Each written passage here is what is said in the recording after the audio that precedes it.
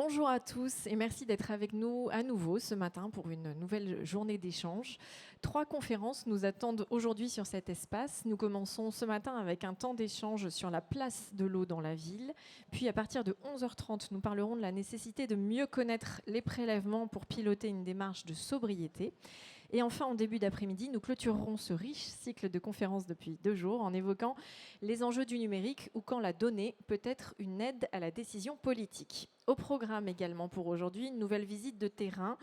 Ça se passe à partir de 14h et vous êtes invités à venir découvrir une solution de réhute sur le site de la station d'épuration de la Source avec Orléans Métropole. Les inscriptions se font auprès de l'accueil cyclo, donc n'hésitez pas, je crois qu'il reste des places.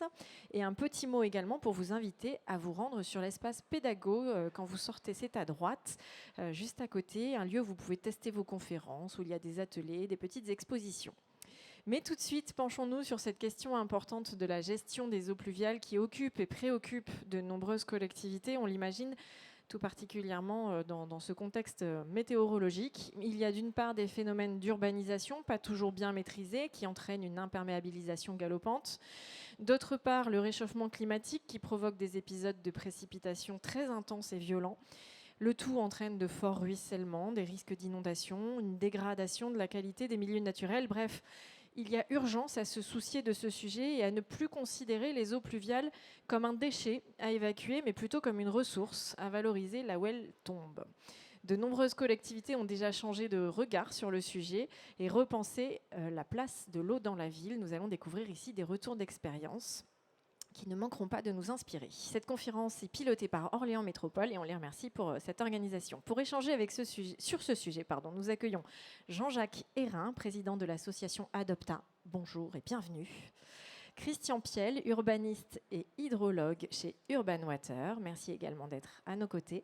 Laure-Anne Chapelle, directrice du cycle de l'eau, et Anne Gogel, chargée de projet gestion intégrée des eaux pluviales, toutes les deux chez Aglopolis. Merci mesdames. Et Emilia Abid, chef de service stratégie et pilotage à la direction du cycle de l'eau à Orléans Métropole. Merci à vous tous d'être à nos côtés. Je vous informe qu'un temps d'échange est prévu à la fin de cette conférence, donc vous pouvez préparer des questions pour nos intervenants si vous le souhaitez. Et dernière chose, avant de vous laisser la parole, c'est une conférence qui est filmée et enregistrée. Donc d'ici quelques jours, vous pourrez retrouver l'intégralité sur la chaîne YouTube de Cyclo. Et donc vous pourrez faire pause sur toutes les slides que vous verrez défiler. Voilà, j'arrête de parler. Commençons avec vous, Jean-Jacques Hérin. Adopta, c'est une association qu'on connaît bien sur le salon Cyclo. Il s'agit de l'association pour le développement opérationnel et la promotion des techniques alternatives. Et j'aime bien, j'ai lu, vous écrivez l'association qui apprivoise les eaux pluviales, c'est joli. Avant de rentrer dans des exemples précis, est-ce que vous pouvez nous poser le contexte un petit peu de cette question et comment elle s'est fait une place dans la ville ? Merci et d'abord très heureux d'être parmi vous toutes et tous aujourd'hui sur Orléans, et je pense que la journée d'hier a été une mise en condition, j'allais dire peut-être. Voilà. Alors, moi je vais vous présenter un petit peu, je vais vous faire un peu d'histoire finalement, parce que quand on doit changer ses habitudes, quand on doit changer de politique, il faut savoir pourquoi la précédente, pourquoi elle a été mise en œuvre, et puis d'expliquer un petit peu finalement les dérives, mais encore une fois, je ne suis pas en train de dire que ce qu'on a fait auparavant, c'était pas bien. Très important ça. Voilà.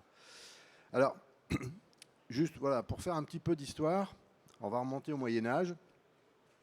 Au Moyen-Âge, le système d'assainissement, on peut le résumer en 2 mots, c'est le tout à la rue. Voilà. Tout à la rue, on rejette tout dehors, et tout ça est lessivé par la pluie justement, et provoque une mortalité importante, et en particulier le choléra, voilà, parce que ces miasmes, etc., s'infiltrent dans le sol, polluent les puits dans lesquels on s'alimente en eau, et on meurt de maladies liées à l'eau.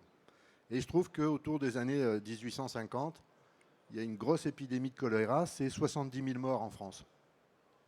Voilà. Et ce n'était pas 68 millions d'habitants à l'époque, hein, bien sûr, donc faites le rapport. Et donc, qu'est-ce qui se passe ? Eh bien, il y a je ne vais pas dire un réflexe, mais en tout cas une politique qui se met en œuvre. Et la politique, elle est née notamment de Napoléon III qui revient d'Angleterre et qui a vu à Londres ce qui commence à se mettre en place, le tout à l'égout. Voilà. Pas du tout à la rue au tout à l'égout. expression qui existe encore dans le langage public aujourd'hui sans problème, quoi, hein. Voilà. Voilà. Donc, vous connaissez tous Haussmann. Beaucoup moins de personnes connaissent Belgrand, qui fait les réseaux de la ville de Paris pour évacuer hors de la ville le plus vite possible tous ces ordures, finalement, à la fois eaux usées, ordures ménagères, mais aussi eaux pluviales qui posent des problèmes de santé publique. D'autres personnes sont importantes aussi, puisque c'est la période dite hygiéniste du milieu du 19e siècle, avec le préfet poubelle qui commence à organiser le tri des ordures, la collecte, etc. Et puis un ingénieur et un paysagiste qui font les grands parcs de la ville de Paris, le bois de Boulogne, le bois de Vincennes en particulier. Voilà. Et en même temps, très important, on imperméabilise la ville. On oublie pourquoi on imperméabilise. Et on voit qu'on peut aujourd'hui, avec beaucoup de solutions, on peut minéraliser l'espace sans l'imperméabiliser. Voilà. C'est vraiment très important. Et d'avoir ça en tête, c'est hyper important. Alors bien sûr, ça progresse. Du réseau, donc du tout à l'égout, donc le réseau unitaire, on va passer ensuite aux stations d'épuration. La première station d'épuration de France, rappelons-le, hein, c'est 1944, c'est pas si vieux que ça, 80 ans. Ah, jusque-là, on ne sait pas traiter les eaux usées. Un peu de décantation, un petit peu, voilà, un peu de dégrillage, et le reste était pendu sur les terres agricoles, et en particulier les terres maraîchères de la région de Paris, notamment pour voilà, vous donner l'eau à la bouche et envie de manger des salades de l'époque. Voilà. Et ensuite, on va passer, alors, une fois qu'on a créé les stations d'épuration, celles-ci débordent comme des journées comme hier, toutes débordent, donc il faut créer des déversoirs d'orage sur ces réseaux unitaires, et on va donc ensuite créer le réseau séparatif. Voilà. Sauf que les réseaux séparatifs, aujourd'hui, posent des problèmes, à la fois qualitatifs, parce que l'eau ayant ruisselé, eh bien, cette eau qui arrive à la rivière ou au fleuve, eh bien, pollue le fleuve, on a des flux de pollution très importants, et puis on a aussi des erreurs de branchement, des eaux usées dans le pluvial, du pluvial dans les eaux usées, ce qui fait qu'en moyenne, en France, avant des travaux de mise en conformité, la non-conformité en réseau séparatif, c'est 60%. C'est plus d'un branchement sur deux. C'est énorme. Voilà. Voilà. Alors là-dessus, vous voyez cette progression, il y a les directives européennes qui ont venu ajouter à ces problématiques de santé publique d'abord, bien d'autres objectifs, ceux de rejeter le moins d'eau usée possible au milieu naturel, bien évidemment, de préserver la qualité de ces milieux naturels, et puis aussi de lutter contre les inondations. On voit cette progression, 91, 2000, 2007, avec des préoccupations complémentaires qui s'ajoutent. Ça, c'est au niveau de l'Europe. Et bien sûr, tout ça va se décliner en droit français. Alors, je ne vais pas vous faire toute la litanie des textes juridiques qui ont sorti, parce qu'il y en a une pléthore, et c'est vraiment assez fastidieux de passer tout en revue, mais de prendre conscience qu'il y a effectivement une progressivité forte en termes juridiques sur le besoin de gérer les eaux pluviales autrement. Mais il y a un texte bien ancien qui est toujours d'application et qui n'a jamais été modifié. Et il se trouve que le milieu du 19e siècle l'a fait passer un petit peu dans l'oubli pour les raisons que j'ai évoquées, le besoin de lutter contre les maladies liées à l'eau. Mais cet article du Code civil, 1804, le Code civil, donc ce n'est pas Napoléon III, c'est Napoléon Ier. 1804, cet article 640 dit quelque chose qui est fondamental, qui à mon sens suffit en termes de juridique pour avoir une politique cohérente en matière de gestion des eaux pluviales. Eh bien, on dit tout simplement qu'on ne peut pas empêcher les écoulements naturels, mais on n'a pas le droit de les aggraver. Eh bien, si vous respectez cela bien à la lettre, ça explique véritablement tout ce qu'on doit faire aujourd'hui en termes de gestion des eaux pluviales, c'est-à-dire respecter le cycle naturel de l'eau.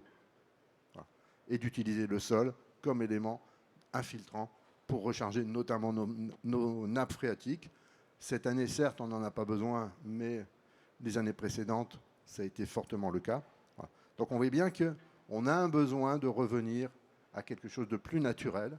La technique est toujours nécessaire, mais ce n'est pas une fin en soi. Le Code de l'environnement, on va fêter les 60 ans de la première loi sur l'eau de 1964 qui a créé les agences de l'eau. 1992, première loi sur l'eau qui commence à dire aux collectivités ça serait bien de ne pas tout mettre dans les tuyaux. Et cela se décline définitivement, j'allais dire, en gestion à la source des eaux pluviales. C'est 2006, la loi sur l'eau et les milieux aquatiques, qui ensuite va conduire aux législations et réglementations, notamment de l'arrêté du 21 juillet 2015 qui fixe les objectifs de performance des systèmes d'assainissement dans leur ensemble. Là-dessus vient s'ajouter la loi MAPTAM qui va créer la compétence GEMAPI, gestion des milieux aquatiques et protection des inondations. La loi NOTRe qui officialise, j'allais dire, la compétence qu'on appelle gestion des eaux pluviales urbaines. Donc on voit que le législateur a séparé, et ça je le regrette à titre personnel, les eaux, j'allais dire, rurales des eaux urbaines. Et ça c'est quand même un souci, il n'y a pas de frontière à la goutte d'eau, il y a des frontières administratives, juridiques, mais il n'y a pas de frontières sur l'eau. Cette loi NOTRe a ensuite été modifiée, je vais peut-être revenir juste en arrière, par la loi Ferrand-Fesneau qui a rendu cette compétence obligatoire des collectivités EPCI pour les communautés de communes uniquement optionnelle. Là aussi, je le regrette fondamentalement, mais c'est ainsi. La loi biodiversité de 2016 a aussi renforcé les éléments. Donc on voit bien cette progressivité et cette prise en compte de l'eau qui devient de plus en plus une ressource et non plus un déchet dont il faut se débarrasser. Ça, c'est vraiment très important.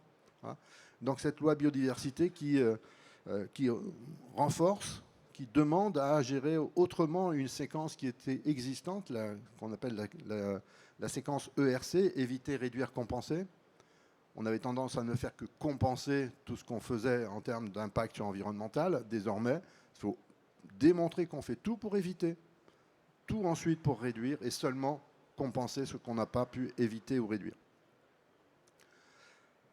Ensuite, on a la loi climat-résilience, plus récente, 2021, qui, elle, vient bousculer pas mal de prescriptions précédentes, notamment la loi Allure qui commençait déjà à dire sur les surfaces commerciales, faisant en sorte que les parkings ne soient pas imperméables et provoquent des rejets très importants.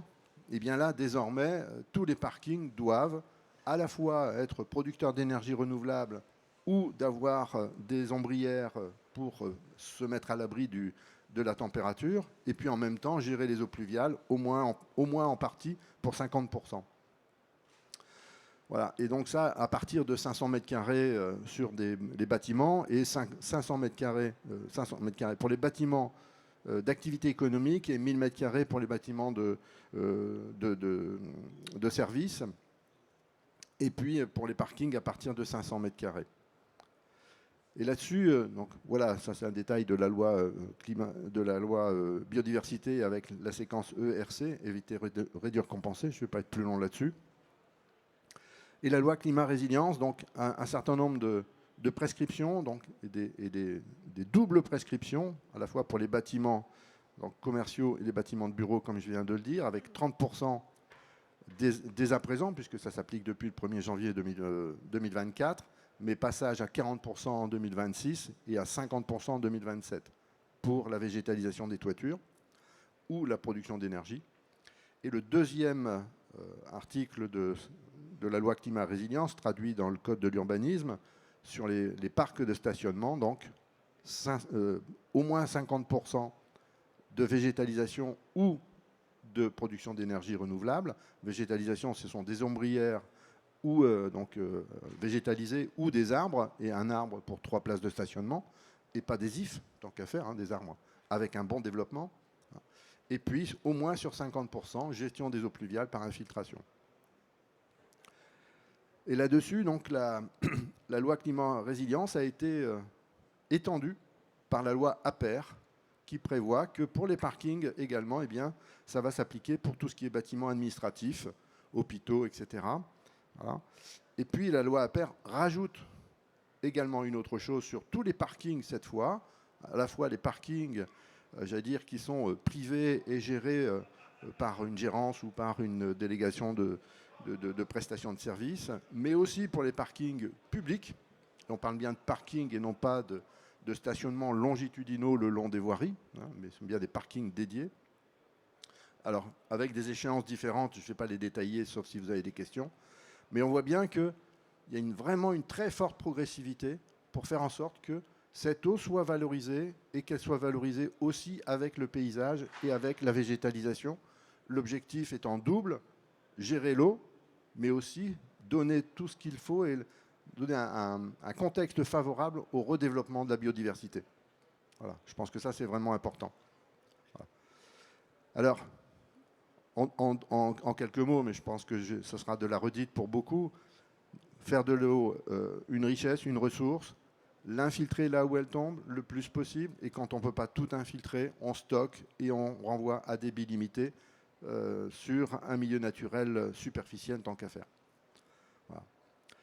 On ne concentre pas, on ne laisse pas ruisseler, on gère au plus proche du point de chute, on aménage sans imperméabiliser, et puis on arrête de construire des ouvrages qui ne servent qu'à gérer les eaux pluviales.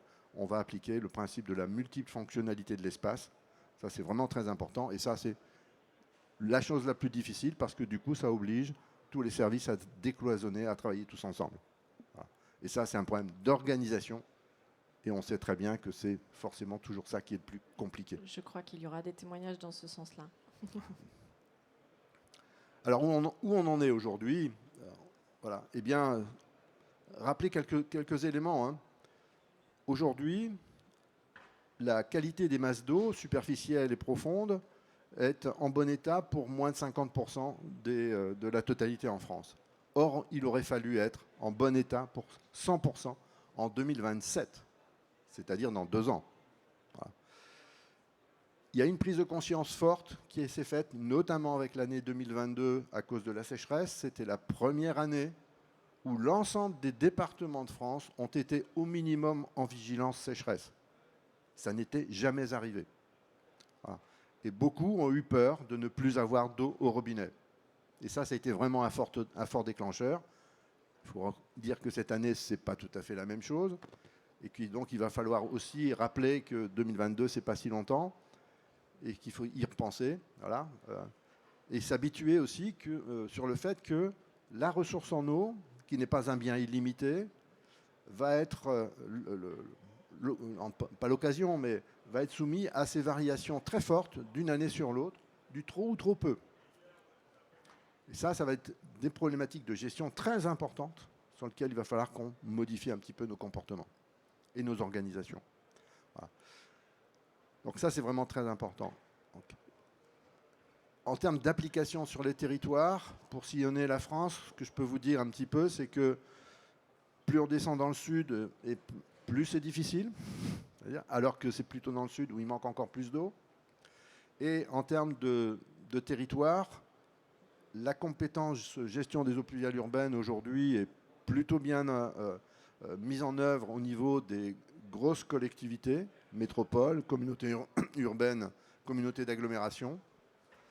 Mais quand on va descendre sur le tissu des communautés de communes, qui n'ont pas forcément justement pris la compétence, et je pense que malheureusement, ce n'est pas pour demain qu'elles prendront la compétence, et je le regrette fortement, au niveau communal, alors là, c'est la catastrophe, il ne se fait rien. Voilà. Sauf vraiment s'il y a une volonté politique, mais ponctuellement. Donc il y a encore énormément de travail à faire, puisque le territoire national est quand même plutôt couvert par des petites communes plutôt que par les grosses, même si les grosses ont plus d'impact sur les milieux naturels ponctuellement. Voilà. Et donc, voilà, il y a encore du travail, il faut qu'on y aille, il ne faut pas lâcher, mais il n'y a pas d'autre solution que voilà, de prendre en compte cette gestion des eaux pluviales qui est une vraie ressource, une richesse. Voilà. Et ça, il faut vraiment qu'on en prenne bien conscience. Et qu'on prenne aussi conscience qu'évacuer les eaux pluviales, ça coûte une fortune. Ça coûte une fortune. Voilà. Je prendrai juste un petit exemple. Je ne donnerai pas de nom, mais j'accompagne une collectivité dans sa prise de compétence. C'est une structure qui fait 200 000 habitants. Son réseau est à 90-95% en réseau de type séparatif. L'évaluation du patrimoine de cette collectivité de 200 000 habitants, c'est 500 millions d'euros. 500 millions d'euros. Imaginons qu'un ouvrage, de quelque nature qu'il soit, tuyaux, bassins et annexes, dure en moyenne 100 ans. C'est très simple.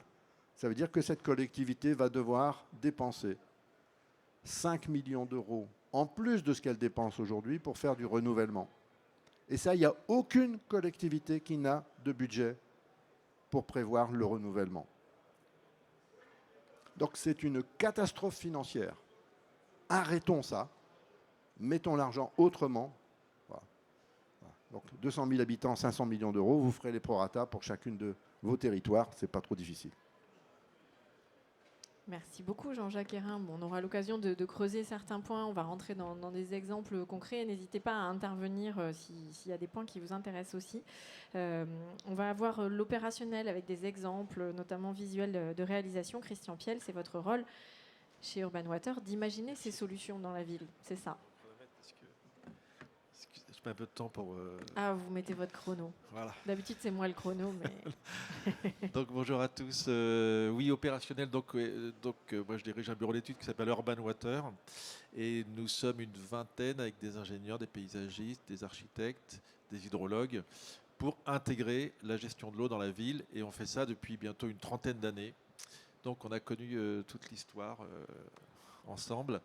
Et donc moi aussi je vais vous raconter un peu l'histoire. Donc moi c'est avec plus d'images et puis c'est pour essayer de traduire comment on est vraiment passé du domaine du génie civil, effectivement avec les tuyaux, etc., à plutôt une gestion de l'eau en termes de génie urbain, génie écologique. Voilà. Donc rapidement, ça c'est, vous connaissez cette image, mais c'est intéressant de voir que c'est pas que le changement climatique qui change le cycle de l'eau, c'est aussi la ville. On l'a vu, c'est de l'imperméabilisation qui fait qu'on recharge beaucoup moins les nappes, on recharge beaucoup moins les sols, hein, donc on perd en ressources sur l'année, on perd en ressources pour le sol, pour activer la nature, pour activer le rafraîchissement, etc., la biodiversité que génère la nature. En revanche, on augmente considérablement le ruissellement et surtout on augmente le temps de concentration à l'exutoire. Là, c'est pour les spécialistes, mais ce qui veut dire que sur un espace rural, pour une même pluie, pour un hectare, peut-être qu'on aura un débit de fuite pour une pluie, on va dire annuelle, de 1 ou 2 ou 3, 4 litres par seconde. Si on met la ville dessus, je caricature, mais c'est pas grave, on va peut-être avoir un débit qui sera de 80 litres par seconde. Pourtant, ce sera la même pluie, mais le tuyau qu'on devra mettre en point bas, si jamais on met un tuyau, plutôt que d'être sur 1 ou 2, 3 cm de diamètre, bon, ça n'existe pas, mais c'est ce qui serait nécessaire, on va avoir un tuyau qui fera 50 cm de diamètre, peut-être même plus, quoi. Voilà, ça c'est l'impact de la ville sur le ruissellement. Et donc l'objectif aujourd'hui, c'est certes de toujours construire, pourquoi pas, hein, de maintenir cette ville, développer cette ville, mais en essayant de retrouver les processus naturels du cycle de l'eau. Voilà, c'est ça l'objet, c'est un peu ce que moi je vais essayer de vous raconter dans ce temps extrêmement réduit qu'on m'a accordé. Voilà. Donc, je m'excuse par avance. Non, je plaisante. Donc, il y a 30... C'est caricatural et un peu prétentieux ce que je raconte, vous allez voir, mais c'est pas grave, c'est juste pour qu'on comprenne les choses, quoi. Il y a 30 ans, on abordait l'eau surtout en termes d'inondation. Voilà. Donc, quand il pleuvait, ça va très vite, mais c'est moi. Non, mais c'est moi qui Vous pouvez oublie. revenir en arrière avec. Je sais, c'est moi qui oublie d'enlever le truc. Voilà. Il pleut beaucoup. Avec l'imperméabilisation des sols, le débit augmente, les canalisations ne suffisent pas, donc ça déborde. On fait quoi? On essaie d'augmenter les tuyaux. Ensuite, on fait des bassins de rétention comme celui-là, ou comme celui-ci. C'est moi qui règle mal mon truc. Je mets un... Bref. Non, c'est pas grave, c'est pas grave, c'est pas grave. Bref, on fait des bassins de rétention, hein, la loi sur l'eau 1991, on fait des bassins de la rétention et effectivement souvent monofonctionnels. Donc c'est des trous hein, qui ne servent pas à grand chose, qui occupent du foncier et qui sont pas très valorisants, quoi. Voilà, c'est ça. Et puis on fait aussi ce type de dispositif. Alors habituellement, quand il n'y a pas tout un tas de fabricants de structures alvéolaires autour de moi, j'en dis beaucoup de mal, mais là je vais rester relativement modeste. Bref, c'est des ouvrages qui, à moins de faire de gros efforts, se colmatent assez vite quand même et sont quand même assez compliqués à nettoyer ensuite. Voilà, c'est tout. Donc les structures alvéolaires ultra légères, hein, qui sont certes très pratiques à mettre en œuvre, mais d'un intérêt limité. Voilà. il y a 20 ans, on s'est dit, mais en fait, peut-être qu'on peut voir la multifonction des choses. Effectivement, les ouvrages enterrés se colmatent, s'oublient, etc. Donc, on va essayer d'intégrer ça dans la ville. Donc, il faut travailler avec les acteurs de la ville. Les gens de l'assainissement se mettent à travailler avec les acteurs de la ville, là, en l'occurrence avec un paysagiste des plus grands talents. Hein, on voit bien que, voilà, c'est la première association entre hydrologue et paysagiste. Là, c'est entre hydrologue et urbaniste. Hein. On voit tout l'intérêt du bassin de rétention qui est aussi moche que la ZAC dans lequel il s'intègre. Donc, c'est un talent aussi d'intégration. Et puis, arrivent les nous. Voilà, où là, forcément, on a besoin que le paysagiste intègre la chose. Là, c'est très simple. Hein, donc, c'est des fossés qui sont les plus plats possibles pour être le mieux intégrés. Et voilà, quoi, vous connaissez. Ah non, alors je me trompe. Arrivent ces bassins de rétention, là encore, c'était en 2002. Donc on se dit, mais il faut que ce soit de beaux ouvrages qui soient intégrés, mais on voit bien quand même qu'il y a une clôture qui est mise autour parce qu'il y a cette peur de l'eau, et même on voit bien que dans le dessin, en réalité c'est nous qui l'avons dessiné, mais dans le dessin c'est encore assez profond, c'est pas terrible. Voilà. Et ensuite on se dit, mais est-ce que, puisque les bassins de rétention ne servent que lorsqu'il pleut beaucoup, donc pour les pluies exceptionnelles, donc puisque l'inondation est exceptionnelle, est-ce qu'on ne pourrait pas avoir d'autres usages? Là, en l'occurrence, c'est un parc où on s'est dit, mais comme c'est le point bas d'une opération nouvelle, on va directement intervenir sur le parc et on va faire en sorte qu'en cas de pluie, ils viennent s'inonder. Donc, on a juste revu la morphologie de l'espace et on a fait ce type de choses. Donc ça, c'est un bassin de rétention, vous voyez. Ah. C'est un bassin de rétention, vous voyez, disais-je, qui est intégré au parc. Donc, vous voyez, il n'y a pas de clôture, il n'y a rien. N'importe qui peut marcher dessus, etc., etc. Et puis là, c'est la même chose dans une cité à Saint-Denis, donc vraiment une population nombreuse, où là, on a fait ces espaces de rétention d'eau pluviale qui infiltrent les eaux, qu'on signale avec cette passerelle. Hein, donc, on sait qu'il peut y avoir que ça peut inonder, mais que c'était prévu pour. Voilà. On a rehaussé tous les terrains de sport autour de façon à ce que, même après la pluie, le terrain de sport n'a pas été inondé. Voilà. Voilà. Je me trompe dans les boutons, mais c'est le stress. Il n'y a pas de stress, on est entre nous, tout va bien. Je plaisante. Il y a 10 ans, on s'est dit, mais ok, tout ça c'est bien, mais peut-être que on peut essayer de faire un urbanisme qui va plutôt essayer d'impacter le moins possible le cycle de l'eau. Hein. Plutôt que de construire la ville puis de faire des bassins de rétention, comme disait Jean-Jacques, on va essayer plutôt de réduire l'impact. Donc ça, c'était la bonne époque où on pouvait urbaniser les terres agricoles. C'est en Bretagne. Et non, c'était il y a longtemps. Et donc, on a réfléchi en intégrant le fonctionnement originel de l'opération. Et donc, on a dessiné notre plan masse en fonction des cheminements d'eau. Et donc, c'était un peu les débuts. Hein. Donc, on a bien retrouvé la trame de l'eau, qu'on dessinait les cheminements piétons. Et puis, sur cette trame de l'eau, forcément, on s'est dit, pourquoi on ne mettrait pas des arbres? Et donc, c'est là où on a commencé à intégrer la trame bleue, la trame verte. Donc, on voit bien qu'il y a un lien avec l'urbanisme qui devient assez intéressant. Et là, pour les spécialistes, ils vont bien comprendre, si on ne stockait pas à la parcelle, on allait avoir des débits de fuite trop importants qui allaient arriver sur l'espace public, nécessiter de gros caniveaux. Comme ça aurait nécessité de gros caniveaux, ça n'aurait pas été facilement intégrable dans le tissu urbain. Donc, il fallait que ce soit des petits caniveaux, donc des petits débits. Donc, il a fallu demander aux différents promoteurs de gérer à la parcelle. Donc, vous voyez, là, c'est pareil, il commence à y avoir un lien direct avec l'architecte, avec la trappe verte que ça génère. Donc, on voit que ça commence à structurer la ville. Et ça donne ce type de circulation d'eau, par exemple. Ça, c'est ce qu'on appelle les rivières sèches. Hein. C'est dans du collectif social. Et d'ailleurs, là, on a pu, et je vais en reparler tout à l'heure, comme on avait aussi la fonction VRD, on a pu éviter de mettre des tuyaux. Et avec cette économie-là, on a pu financer du paysage. Et là, en l'occurrence, on a cette mare. C'est un plan d'eau permanent. C'est plan d'eau permanent. Je pense qu'on Je va croyais que vous c'était une entendre. remarque. Je croyais que c'était une remarque sur Non. mon projet. Personne ne vous gronde, allez-y, vous pouvez continuer. Donc tout va bien. Voilà, donc ça a permis d'améliorer le paysage par le basculement du financement du VRD sur le paysage. Et ça, c'est intéressant et c'est de plus en plus vers là qu'on va. Voilà, et donc on a pu faire ça sur des projets beaucoup plus denses comme ici, mais je ne vais pas rentrer dans le détail parce que le temps passe. Et ce qui veut dire, c'était en 2012, hein, donc c'était il y a 12 ans, on était encore avec cette approche de toiture terrasse où on allait stocker dessus, mais sans forcément mettre de la végétation, par exemple. Là, on a ces nous dans le parc, là, c'est cette opération très urbaine. On a des dispositifs de filtration des eaux pluviales. Vous voyez, ça, c'est les espaces verts qu'on a au premier plan. Non, voilà, c'est ça, c'est ça. Ça, c'est les caniveaux qui sont un peu grands. Bon, voilà, je passe vite.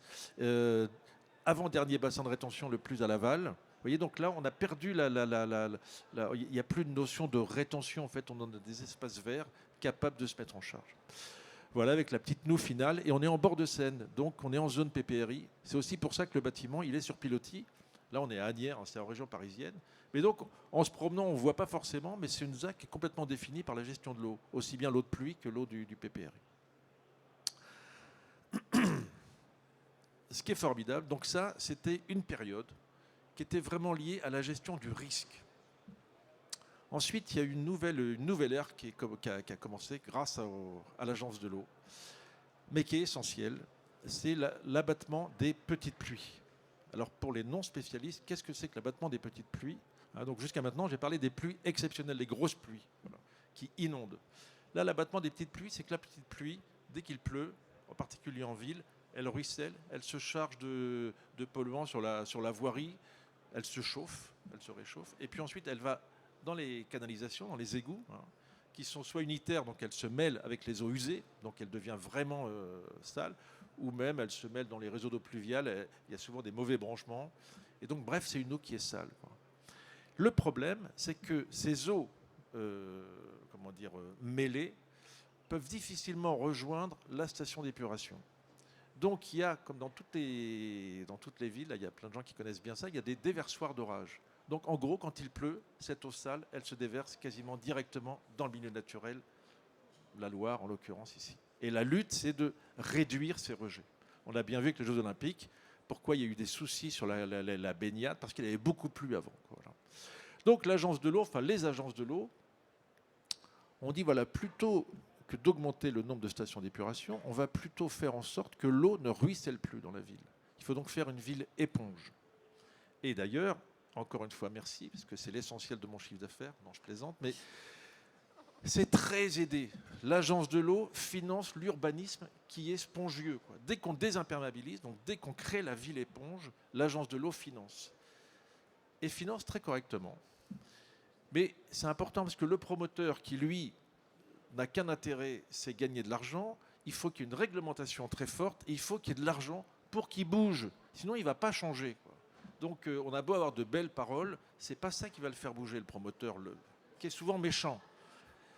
Il faut ce type de choses. Bref, c'est essentiel. Et ça a complètement fait basculer la chose parce que d'un coup, l'eau, puisqu'elle est éponge, elle va dans le sol. L'eau et le sol, c'est de la nature. Et d'un coup, ça permet d'avoir de la nature dans la ville. L'eau devient ressource. Et ça change tout. Voilà. Et là, j'attaque. C'était l'introduction, hein. Bien sûr, on va passer, si vous voulez bien, au développement. Donc voilà, premier enjeu qui change tout, l'abattement des petites pluies. C'était il y a pas très longtemps, quoi, je ne sais pas, 5-6 ans, 7-8 ans, on va dire. Et c'est un truc qui est sérieux. Là, j'ai mis ce petit truc, c'est Ville de Paris. Quand on dépose un permis, on a intérêt d'être spongieux parce qu'il y a des calculs très précis qui permettent de calculer la chose. On n'est pas dans une ambition écolo communicante. Non, ça rigole pas, quoi, voilà. Je ne rentre pas dans le détail, je n'ai pas le temps. On fera Ce qui pause. veut dire... On revisionnera et on fera pause. D'accord. Ce qui veut dire que petit à petit, la morphologie urbaine est en train de changer, puisque, par exemple, sur les toits, on va disposer un régulateur pour gérer les pluies exceptionnelles, mais on va aussi mettre de la végétation pour absorber les petites pluies. Vous voyez, c'est deux types de pluies différents, c'est deux approches différentes, mais ça dessine la ville, quoi. Voilà. Et puis ensuite, ça s'écoule gravitairement, si possible à ciel ouvert, parce que c'est un tas d'intérêts, et je vais en reparler. Bref, cette approche de l'eau, la gestion du risque et la préservation de la ressource fait qu'on est en train de changer le profil de la ville. Ça tombe bien parce qu'il y a des enjeux autres. La population, les gens, nous-mêmes, on a envie de plus de nature en ville, donc ça répond à d'autres choses. Redonner sa place à l'eau, c'est nouveau. Pendant très longtemps, effectivement, avec les hygiénistes, on évacuait l'eau. Aujourd'hui, on accepte que l'eau revienne dans la ville. Et puis surtout, on a compris, comme le disait Jean-Jacques, il n'y a pas très longtemps, que l'eau, c'est aussi une ressource, quoi. Donc avec tout ça, on va pouvoir faire tout un tas de choses. Si bien que les PLUE sont en train de s'adapter, je ne vais pas rentrer dans le détail. Je vois par exemple à Nantes, quand on parle d'eau, on ne parle même plus vraiment que d'eau. On parle de l'eau et de nature. On va même parler de nature et comment il y a des objectifs en termes de nature. Et dans le PLU, c'est indiqué que pour atteindre ces objectifs en termes de nature, il va falloir bien gérer l'eau, quoi. Vous voyez, on n'est même plus dans une notion directement d'assainissement, on est d'abord dans une notion de qualité urbaine, de paysage. Donc il y a vraiment eu un basculement qui est en cours, mais qui est quand même très fort. Donc vous voyez, là, on n'a pas le temps, mais trame bleue, etc. Non, j'arrête. Biodiversité, c'est là où on parle d'eau. Voilà, c'est pareil, là, quand on parle de bioclimatique, on montre de l'eau. Vous voyez, voilà. Je vais donc très vite. Et ça, c'est à tous les échelles. Ça, c'est dans les CPAUP, c'est les schémas de gestion à l'échelle des ZAC, par exemple. Fiches de l'eau, etc. Bref, il y a ce mélange. Si bien qu'il y a, alors ça j'adore, c'est un militant Crépy-en-Valois, vous connaissez Agence de l'eau. Il y a des visites organisées pour aller voir la personne scier des bordures à Crépy-en-Valois. Non mais c'est intéressant parce que c'est là où il y a un renversement. Là où on mettait avant des bordures pour éviter que l'eau du parking aille dans l'espace vert, aujourd'hui on scie la bordure pour que ça aille dans l'espace vert. Donc il y a vraiment eu un changement, quoi. Ce qui est intéressant, c'est que cette désimperméabilisation, il faut la faire sur les aménagements futurs, mais aussi sur l'existant. Et tu l'as bien souligné sur tes slides. L'existant, c'est ça qui va changer la ville. Hein, le renouvellement de la ville, c'est 1% par an, donc il faut 100 ans. 100 ans. Voilà. Donc il faut travailler sur l'existant. Donc il y a eu plein d'interventions. Ça peut être assez simple, hein, comme à Aubervilliers, là où ils ont juste décrouté le parking et ils ont mis des graines. Et on en fait un espace perméable et de fraîcheur. Oui, voilà, oui, j'ai vu. Et donc, on peut désherbabiliser comme ça tout un tas de choses. Voilà, là, les cours d'école, on voit bien que c'est intéressant parce que en travaillant sur les cours d'école, on travaille sur la gestion de l'eau, sur le sol, sur la nature, mais aussi sur l'usage de la cour. Donc, on est vraiment obligé d'intégrer tout un tas de réflexions, tout un tas d'acteurs avec ça. Voilà, ça c'est l'aspect ludique. On travaille aussi sur l'existence, ça c'est à Strasbourg, où on peut déconnecter une cité ancienne. Hein, il y a un petit travail, mais il faut regarder où descendent les descentes d'eau, etc. Enfin bref, c'est un travail qui est fait, qui est très bien financé par les agences de l'eau, donc si au sein de vos collectivités, voilà, avec des dispositifs, où petit à petit même, on va travailler sur la fosse d'arbres, pour voir comment on va pouvoir récupérer les eaux, infiltrer les petites pluies, stocker les pluies exceptionnelles, conserver une part de l'eau pour hydrater l'arbre. Si bien que on voit aussi toutes les fonctions écosystémiques de la gestion de l'eau, où avec les arbres, on va pouvoir rafraîchir. Et donc, petit à petit, en gérant les eaux pluviales, on va travailler sur l'aspect bioclimatique, de rafraîchissement urbain, qui est aussi un enjeu de la ville nouvelle. Ça, c'est important parce que ça va dans le sens de ce que dit Jean-Jacques. C'est l'île de Nantes, à Nantes. Donc là, on est sur du nouveau quand même, hein, c'est beaucoup plus facile. Là, effectivement, il y a obligation d'abattre les petites pluies, 16 mm, et il y a obligation de gérer la pluie 30 ans. Ce qui veut dire qu'à l'échelle de la parcelle, il n'y a quasiment jamais d'eau qui sort de la parcelle. Et quand elle sort, c'est à 1 litre par seconde et par hectare. Autant vous dire que pour un lot, c'est 0,1 litre par seconde qui sort. Donc on s'est dit, mais finalement, est-ce qu'il y a besoin d'un réseau de tuyaux pour évacuer ces eaux, puisqu'elles ne sortent quasiment jamais, puisque l'essentiel est infiltré. Et donc on a travaillé avec nos amis de chez Magéo, qui sont maîtres d'œuvre sur la ZAC, et on a dit, mais regardez un petit peu, on va voir si, avec les caniveaux que vous avez prévus, on ne va pas pouvoir reprendre le débit quand il sort. Enfin, est-ce qu'on a besoin de tuyaux, en fait? En fait, non, on n'a pas besoin de tuyaux. Donc, effectivement, en termes d'économie, la Samoa, elle nous regarde, elle pleure de bonheur, tellement... non, mais c'est énorme l'économie qu'on lui fait faire. Et donc, il n'y a plus de tuyaux sur une grande part de cette ZAC Île de Nantes, quoi. Et d'ailleurs, on est en train de faire le dossier de subvention qu'on va déposer bientôt à l'Agence de l'eau. Ça va arriver dans un mois à peine, vous allez voir. Donc pour vous dire comment c'est en train de changer et comment ça a un impact sur les infrastructures. Voilà. Ça, c'est donc une opération, oh là là là là là là là là, c'est une opération très verte. Pourquoi? Parce qu'on abat les petites pluies, parce qu'on gère les pluies à la parcelle, parce qu'il y a donc plus de tuyaux. Hein, donc ça, c'est à Asnières-sur-Seine, on est tout près de Paris, il y a une densité qui est forte. Et donc il y a des imperméabilisations. Voilà, ça vous connaissez, ça vous connaissez, ça vous connaissez. Ça, c'est le bassin de rétention des eaux publiques, des eaux de l'espace public. Donc c'est une aire de jeu qui est inondable. Hein, voilà. Ça, c'est les intérieurs d'îlots. Donc vous voyez qu'en termes de présence de la nature, c'est très fort.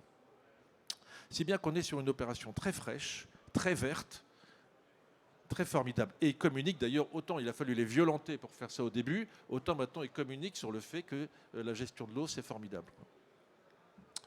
Et aujourd'hui même, on va mettre de l'agriculture urbaine sur les toitures parce qu'il y a de l'eau, de la terre. Et donc, qu'est-ce qu'on fait de ces toitures végétalisées? Donc, il y a Mugo, qui est une entreprise d'agriculture urbaine, qui vient faire ça ici, en plus avec des circuits courts, en plus avec des gens en réinsertion. Je peux vous dire qu'ils cochent toutes les cases de ce qu'il faut. Politique. Voilà, c'est ça. J'ai presque fini, parce que là, j'ai 30 secondes de retard. Tout ça pour dire quoi? Que là, c'est un projet sur de l'existant à Bruxelles, où on a récupéré les eaux de pluie, certes, et surtout on s'est dit, mais puisqu'on fait une promenade dans cet espace vert de rétention d'eau pluviale, est-ce qu'on ne ferait pas des îlots de fraîcheur? Donc on s'est dit oui, pourquoi pas, sauf qu'on s'est aperçu que l'été, il ne pleut pas, et donc la végétation qui devrait rafraîchir, elle ne va pas être évapotranspirante. Donc on a dealé avec la police de l'eau, et on a dit, voilà, nous on infiltre toute l'année, laissez-nous repomper un petit peu l'été pour activer cette végétation et faire du rafraîchissement. Donc, vous voyez, là, il a fallu commencer à réfléchir avec la police de l'eau, mais c'est très intéressant. Donc on voit qu'on est presque en 3D, quoi. Il y a infiltration, j'ai presque fini, je le jure. Voilà, ça c'est l'éolienne, elle est moche, ça a mal tourné, mais à l'origine elle devait être belle. Mais bref, c'est juste pour dire que ça fonctionne, on y reviendra, voilà, c'est ça.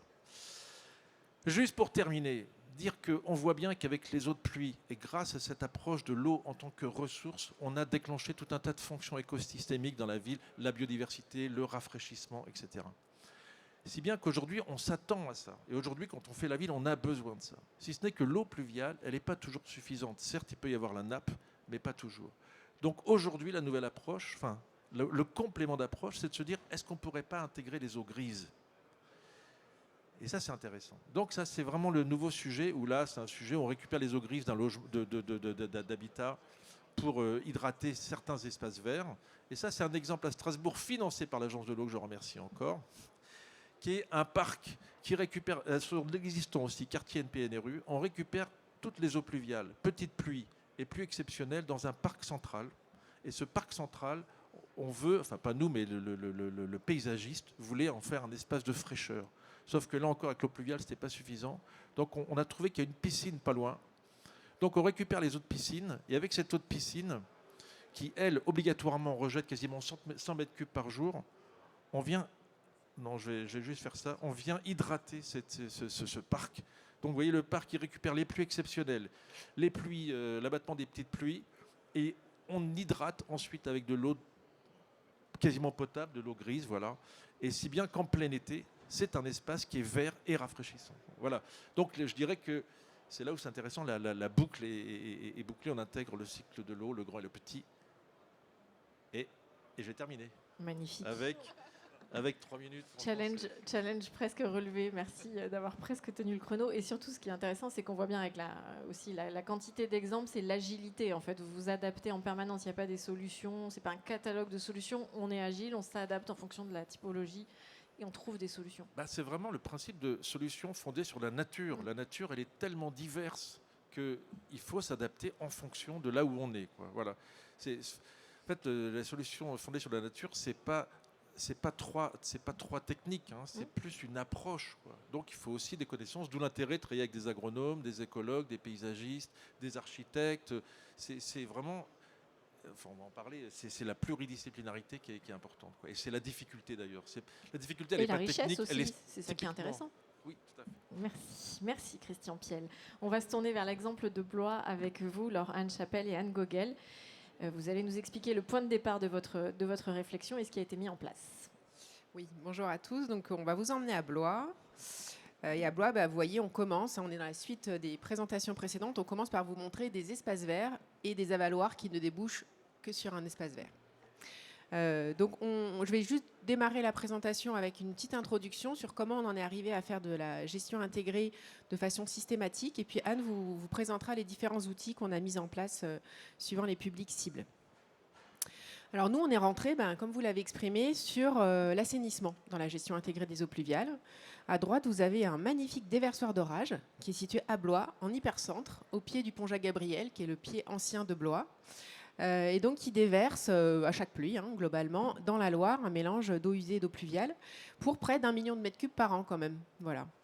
Ce qui nous fait une non-conformité réglementaire qui a amené les services de l'État à nous mettre en demeure, puisque nous déversons entre 13 et 17% des volumes collectés pour un objectif à 5.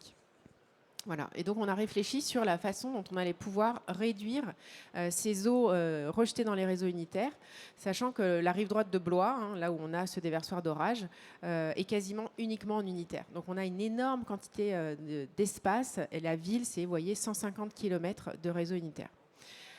Donc on a proposé au service de l'État une solution mixte avec un bassin de stockage-restitution de 9000 m3 pour quand même aller vite et essayer de récupérer un peu de conformité, et puis un engagement à déconnecter 200 hectares en se disant que faire un bassin de stockage-restitution, c'est quand même pas très intéressant sur le plan des écosystèmes, sur le plan de la ville et de la nature. C'est quand même mobiliser une parcelle en hypercentre, en plus.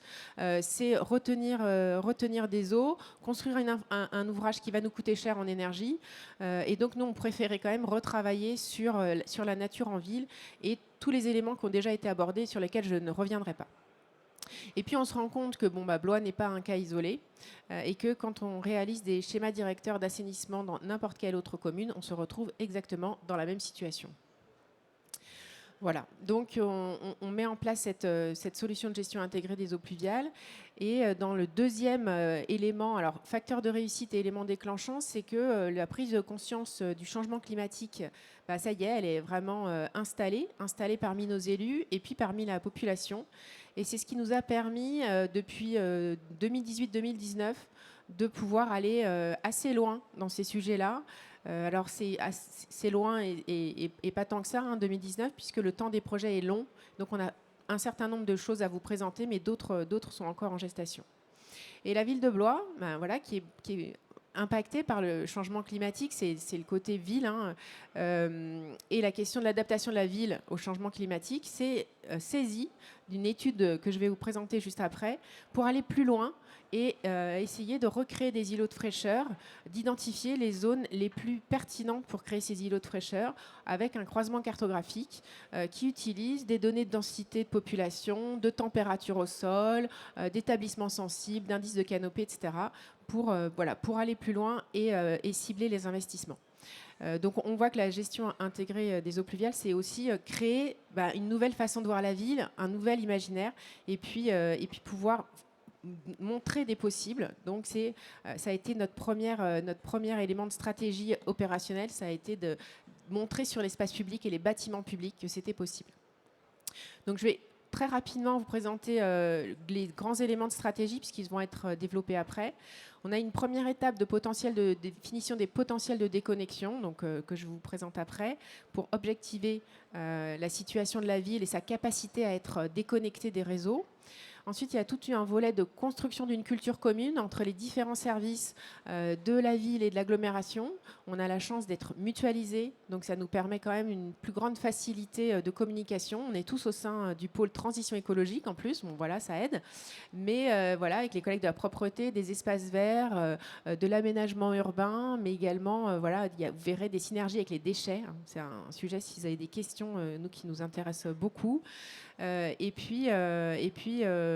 Ensuite, on s'appuie sur des outils existants qui étaient dans l'agglomération pour aider plus petites communes de l'agglomération, il y avait un marché à bon de commande pour l'aménagement urbain et le paysage dans les centres-bourgs. Donc on s'est un peu appuyé sur cet accord cadre et on en a développé pas mal d'autres qui vont être explicités plus avant.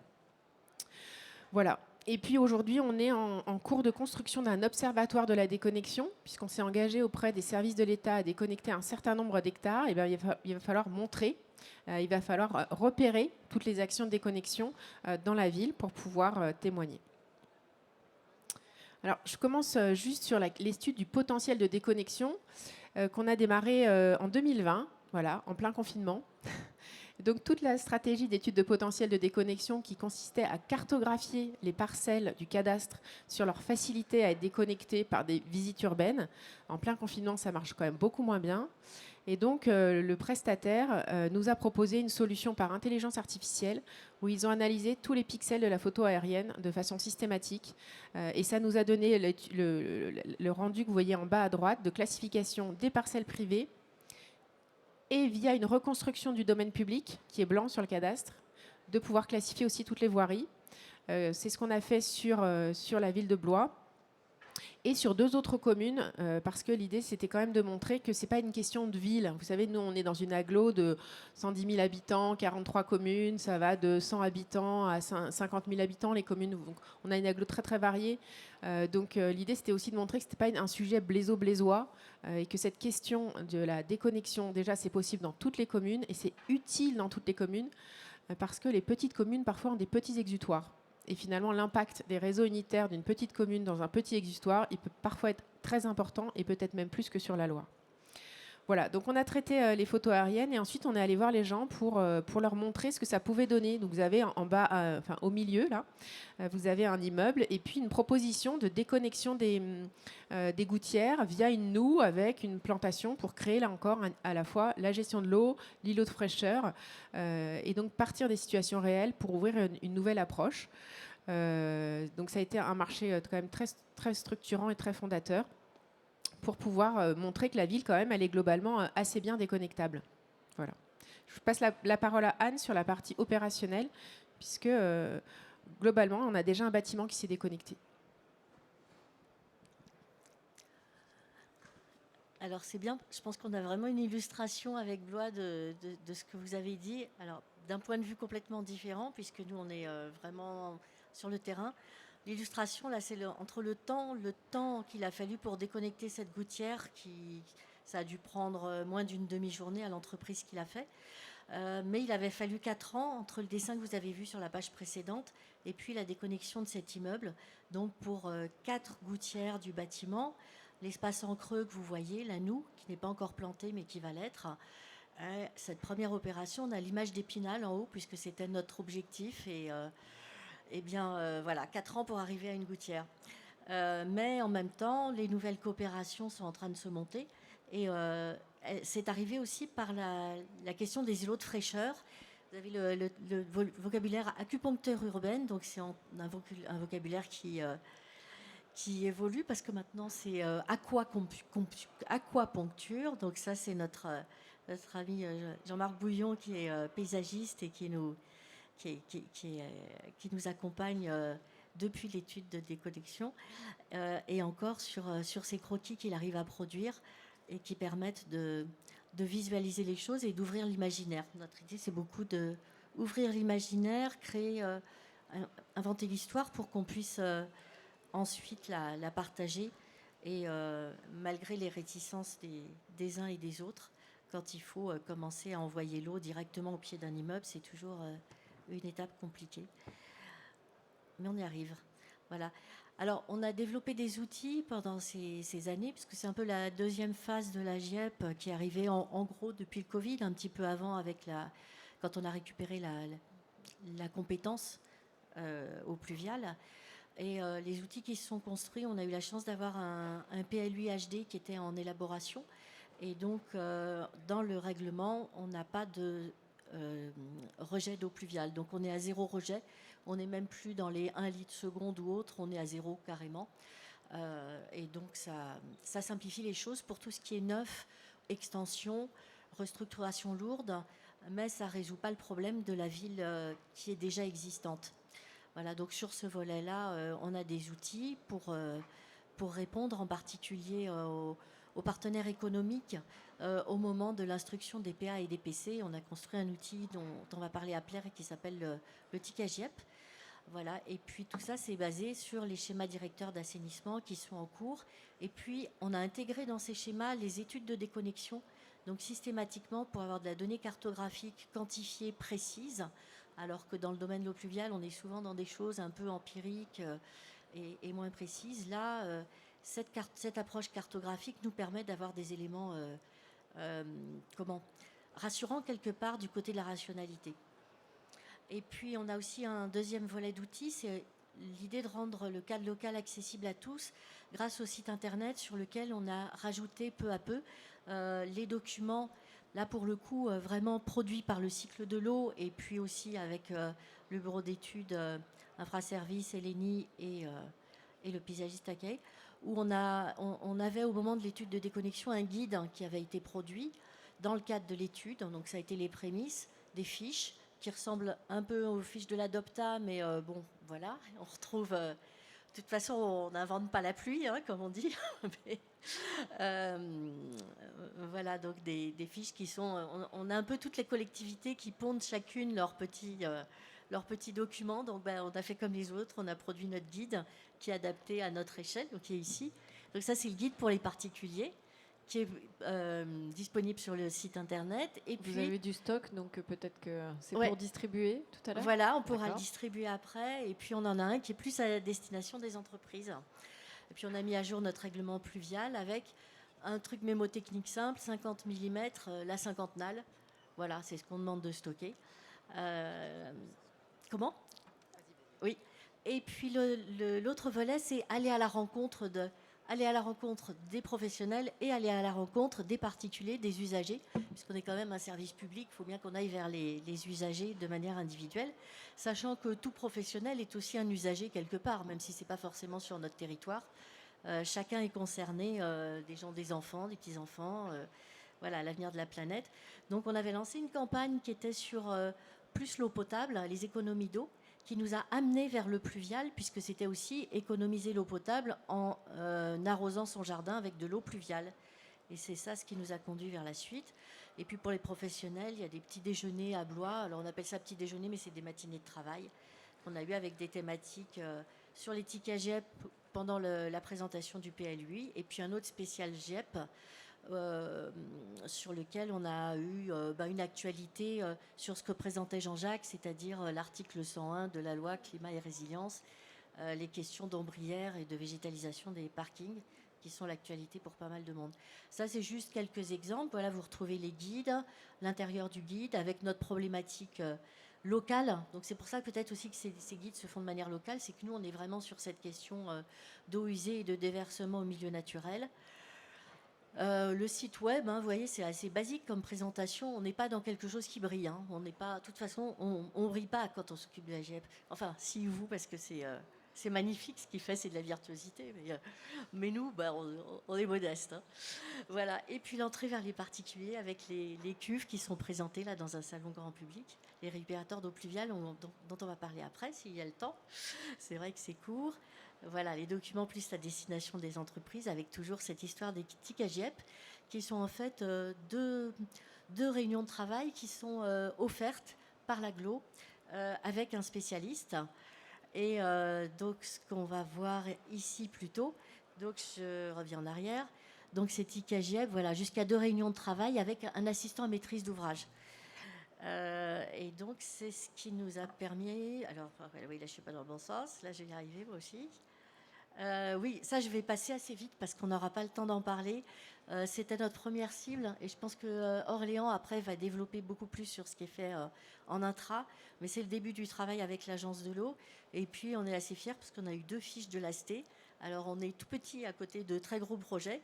Mais voilà, on est quand même arrivé sur des petits espaces urbains qui ont été faits vraiment par le cycle de l'eau en interne.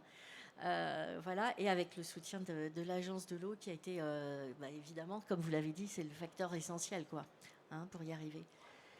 Voilà, donc ça, c'est ces petits exemples de nos travaux à nous sur notre patrimoine, avec les collègues évidemment des différents services, et puis le visa des élus qui est essentiel.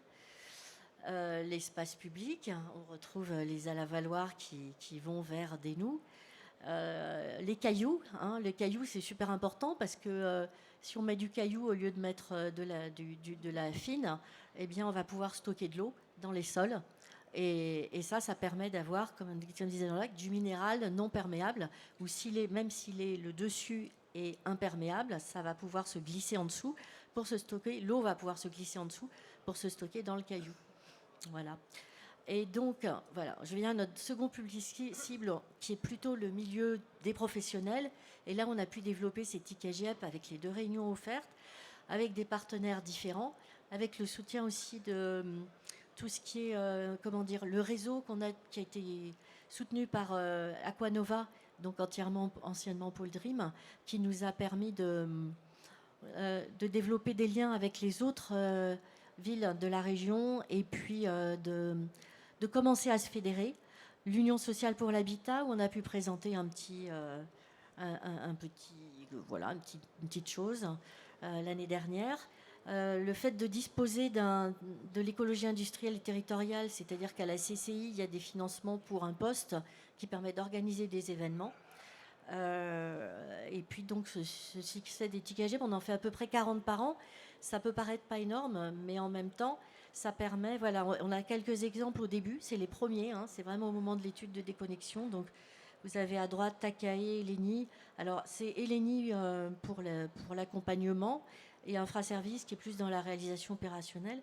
Mais donc ça a permis sur les différents bailleurs sociaux qui sont 3 sur le territoire, dans le groupe national 3F, d'avoir des projets qui ont pris en compte les remarques faites par l'AMO, ce qui leur a permis d'aller plus loin dans leur démarche dans laquelle ils étaient déjà volontaires.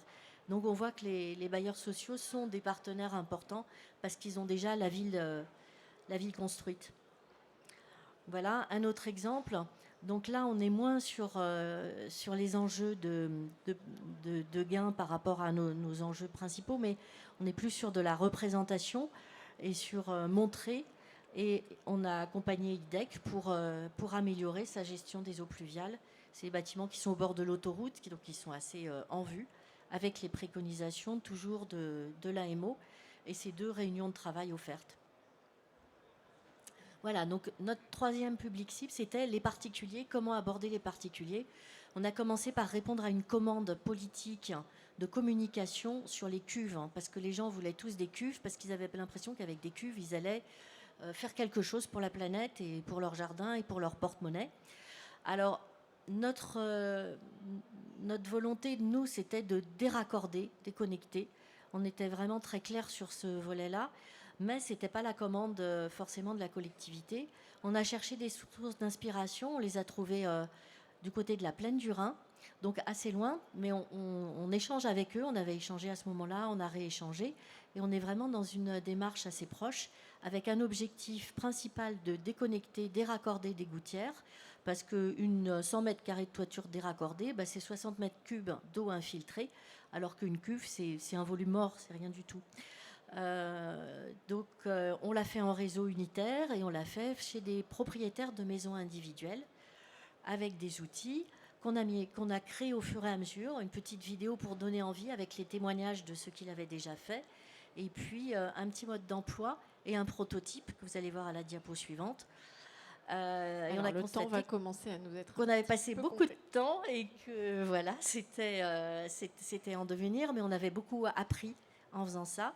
Donc là, c'est juste des illustrations, la campagne de communication sur ce sujet, et puis les réunions avec les gens intéressés qui se sont manifestés, notre mode d'emploi, les questions de stockage, de manutention, en bas à droite, le prototype là, avec la gouttière, on ne voit pas très bien, mais la gouttière est bien déconnectée, donc c'est le message qu'on porte à chaque fois.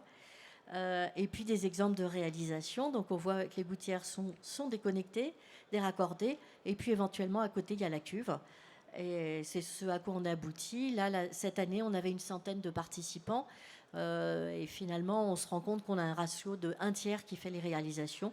Donc on va faire autrement pour la suite. Ça, c'est la synergie avec la collecte des déchets. Si ça vous intéresse, on y revient après, puisqu'on se rend compte qu'eux ont de l'expérience depuis beaucoup plus longtemps. Ils nous ont accueillis cette année, donc on voit le volume occupé par les récupérateurs d'eau de pluie, qui est un peu encombrant, et la distribution en bas à droite avec les composteurs, puisqu'on a réussi à mutualiser les deux. Voilà, et dans les perspectives, donc à droite, vous avez une photo. C'est une des gouttières qui a été déconnectée sur la rue. Et c'est la transparence hydraulique, c'est-à-dire qu'il n'y a plus d'entretien. C'est au contraire, là, hier soir, l'eau, elle lavait le trottoir. L'eau qui goûtait par cette gouttière, elle lavait le trottoir. Donc c'est vraiment cet objectif dont on parlait d'une ville perméable. Avec, d'une part, on va proposer une campagne d'affichage grand public sur vraiment le déraccordement. Et puis continuer avec les habitants à déraccorder, mais en se recentrant sur nos systèmes d'assainissement qui posent problème. Sur une commune en particulier, on n'a pas d'autre solution qu'on a pu voir. Et puis l'articulation stabilisée, TKGF, droit des sols et urbanisme, ça c'est une question de temporalité, puisque comme on est dans de l'aménagement, il faut voir les projets plus tôt que quand on est dans du tuyau. Bon, en gros. Même si on peut toujours contester ça, mais voilà. Et puis d'avoir des outils toujours cartographiques très quantifiés, très précis, avec l'outil SIG du système d'information géographique, pour pouvoir justifier de nos déraccordements, de nos quantités d'eau, voilà. Et puis une ingénierie de travaux. Ah ben, c'est moi qui ai fini, je crois, on a dit. Allez, très rapidement. Voilà, donc je serai. J'ai encore 1 minute pour la dernière. Ah, oui, non, mais allez-y. Non, bon. si, non, on est, Enfin, on est voilà, compté parce qu'il faut un peu de temps pour Orléans. En aussi. gros, c'est que on est tous là, on a tous des fonctionnements différents. Et là, sur l'espace et le temps de l'eau pluviale, on a des temporalités très variées, des temps très longs et puis d'autres, il faut être quasiment en instantané, donc très réactif.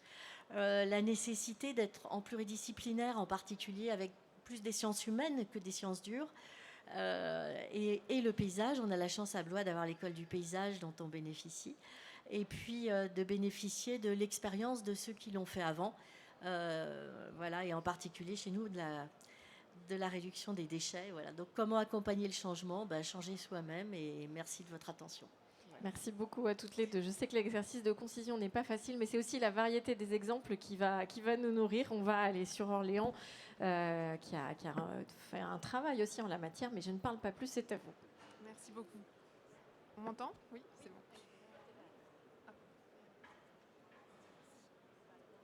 Oui. Donc sur Orléans, une petite présentation rapide de notre territoire. Orléans Métropole, c'est 22 communes.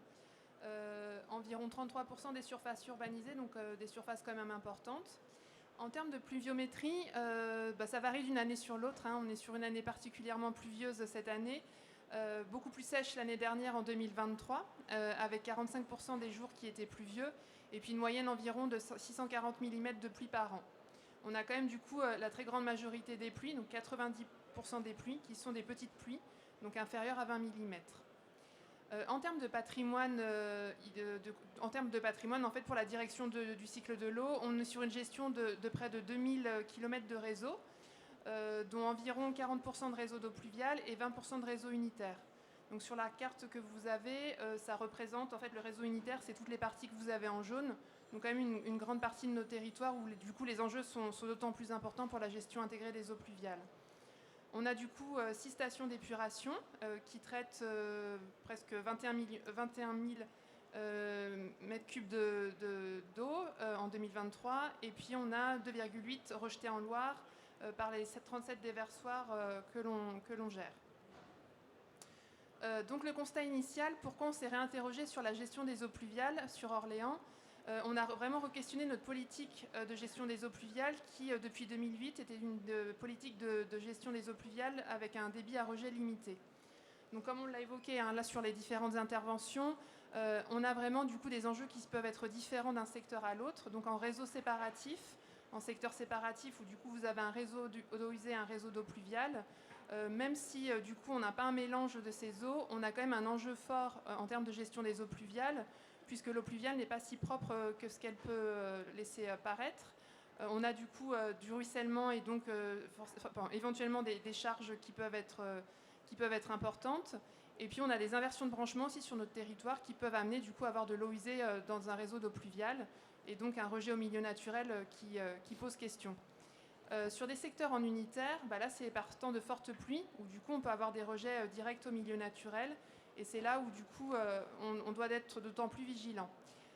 Sur Orléans Métropole, la difficulté qu'on a, c'est que du coup on a une partie de nos systèmes qui est non conforme, ce qui pose vraiment question, et du coup pour lesquels du coup on échange régulièrement avec les services de l'État, et ce qui rend vraiment nos actions prioritaires et importantes. Et pour nous c'est vraiment le principal enjeu, c'est de pouvoir régler ce sujet de préservation du milieu naturel et de rejet au milieu naturel. Donc on se rend compte qu'en réalisant un certain nombre d'investissements, on a beaucoup de projets on a un projet de bassin enterré, on a des vannes de stockage également que l'on envisage, que l'on est en train de mettre en place là sur nos réseaux. Et malgré ces gros investissements à plusieurs millions d'euros, ça ne règle pas totalement le problème. Et l'enjeu majeur, c'est de pouvoir vraiment agir à la source. Et donc comment agir à la source, c'est minimiser l'apport d'eau pluviale dans nos réseaux. Donc ça c'est vraiment l'enjeu majeur pour notre direction. Et puis après on a les enjeux que l'on retrouve un peu partout sur la lutte contre les inondations, puisqu'on se rend compte aussi qu'on a des intensités de pluie de plus en plus importantes à l'échelle d'une année. Et donc c'est pouvoir non pas contraindre l'urbanisation, l'idée n'est pas vraiment de contraindre l'urbanisation, mais d'urbaniser autrement en limitant l'imperméabilisation autant que possible sur toutes les nouvelles surfaces. Et puis on a des sujets effectivement de sécheresse, donc un peu moins cette année, mais de façon générale c'est souvent le cas, de pouvoir recharger les nappes phréatiques autant que possible. Donc on est vraiment aujourd'hui dans la dynamique de prendre en compte l'eau de pluie et non plus comme un déchet évacué comme ça l'était auparavant. Notre zonage d'eau pluviale est effectif depuis janvier dernier. Donc la règle est assez simple, c'est 0 rejet au réseau public sur tout le territoire de la collectivité, quel que soit le projet, donc maison individuelle, construction d'une entreprise, une requalification de voirie. On est également sur de l'existant où on va demander du coup la déconnexion des eaux pluviales, un lotissement, une zone d'aménagement concertée. Donc quelle que soit l'échelle du projet, on demande désormais 0 rejet au réseau public. On a fait ce choix d'avoir une seule règle à l'échelle de tout le territoire. On sait que sur certains secteurs bien localisés, on peut avoir des difficultés un peu plus importantes à infiltrer, mais malgré tout, on souhaite que l'exercice soit fait et que du coup, les techniques puissent éventuellement être adaptées en fonction du coup de la nature des sols et de la typologie. Et puis après, on a également la possibilité de déroger à cette règle, ce qu'on essaie autant que possible d'éviter, mais on a cette possibilité-là. Sur notre règle, on est sur un dimensionnement, donc on demande à tous les porteurs de projets de dimensionner leurs ouvrages pour une pluie de référence 30 ans, donc qui est la pluie de référence que l'on a choisie sur notre territoire et qui correspond à 48,3 mm en 2 heures. On demande également à ce que les pluies courantes, donc c'est les 20 premiers millimètres, donc qui correspondent à 90% des pluies, soient gérées dans des dispositifs de faible profondeur. Et on demande également à tout aménageur de faire l'exercice, en cas de pluie exceptionnelle, de voir quel est le parcours de l'eau sur son projet, non pas pour dimensionner les ouvrages, mais pour éviter par exemple l'implantation d'ouvrages sensibles sur ce parcours qu'on appelle parcours à moindre dommage, comme un poste électrique, comme éviter de mettre une maison avec sous-sol sur ces emprises-là. Voilà grosso modo les règles de façon assez synthétique. On a fait des règles simplifiées pour les maisons individuelles, où là on est sur du 48,3 mm fois la surface imperméabilisée à l'échelle du terrain.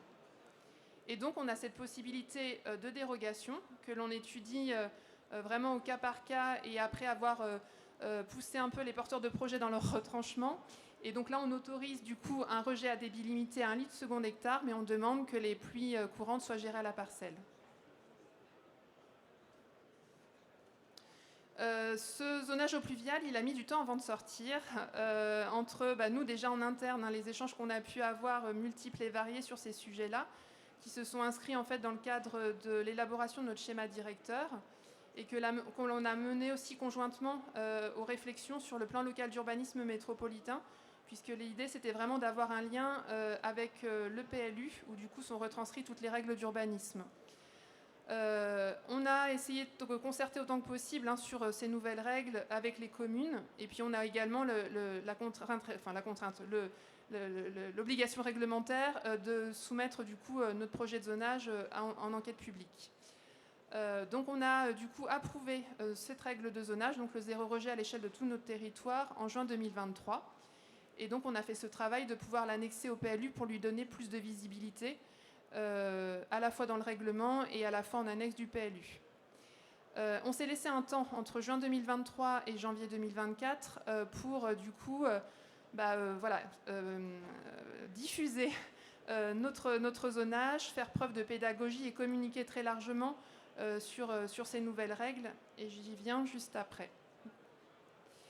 Donc voilà, on avait bien conscience que cette politique, cette nouvelle politique, n'était pas anodine pour les porteurs de projets, puisque concevoir un projet à débit limité, déjà on voyait bien avant que ça pouvait être compliqué pour bon nombre de porteurs de projets, mais voilà, gérer à la parcelle, ça nécessitait de revoir complètement aussi la façon de penser, la façon de concevoir un projet. Donc on a pris le temps et on continue de le prendre sur l'accompagnement des porteurs de projets. On a fait le choix de se former en interne et d'avoir vraiment une équipe dédiée à cet accompagnement, et puis avec l'appui ponctuel du coup de Jean-Jacques Hérin, qui nous soutient depuis le départ sur des formations qu'on a amenées jusqu'à aujourd'hui auprès de plus de 300 personnes, à la fois en interne, donc interne nous, direction du cycle de l'eau, mais aussi tous nos collègues qui travaillent sur l'espace public, qui travaillent à l'urbanisme, au patrimoine aussi, sur les bâtiments. Mais également, on a élargi ces formations aux porteurs de projets externes à la collectivité, donc les aménageurs, les promoteurs, les architectes, les maîtres d'œuvre, les bureaux d'études, également les bureaux d'études de sol. Voilà. Donc c'est à peu près 300 personnes qu'on a formées là depuis 2 ans. Voilà. On a également développé, comme l'a présenté Blois, nous, une boîte à outils également, avec du coup différentes plaquettes pédagogiques en fonction du coup de la cible. Donc une plaquette pour les particuliers, une plaquette pour les professionnels, des petits outils de calcul pour dimensionner les ouvrages, des outils de calcul Excel. Voilà, on a essayé autant que possible de rendre plus accessibles nos règles du zonage, qui étaient du coup dans un document réglementaire assez indigeste. Et puis, on a également fait un gros travail, et on continue de le faire, beaucoup d'échanges en interne avec nos collègues, notamment de l'espace public, qui travaillent notamment sur des projets de requalification de voirie, où là, il est vrai, où le sujet de déconnecter les eaux pluviales est forcément beaucoup plus complexe que sur des projets neufs. Et puis après, comment on gère ces nouveaux ouvrages, une chaussée à structure réservoir, comment on entretient un enrobé drainant, enfin voilà, il y a beaucoup de questions qui sont soulevées par nos collègues, et c'est normal de pouvoir les accompagner là-dessus. Donc voilà, ça c'était toutes les actions 2022-2023, et depuis 2024, on a mis en place ce qu'on appelle nous des revues de projet. Donc c'est des demi-journées consacrées du coup au projet, où chacun peut s'inscrire, chaque porteur de projet peut s'inscrire, quel que soit l'avancement de son projet, pour nous présenter du coup les questions qu'il se pose, les difficultés éventuelles, ou tout simplement, ça peut démarrer d'une page blanche et qu'on lui donne quelques outils et un peu de méthode. Donc on est accompagné sur ces revues de projet par Jean-Jacques Hérin.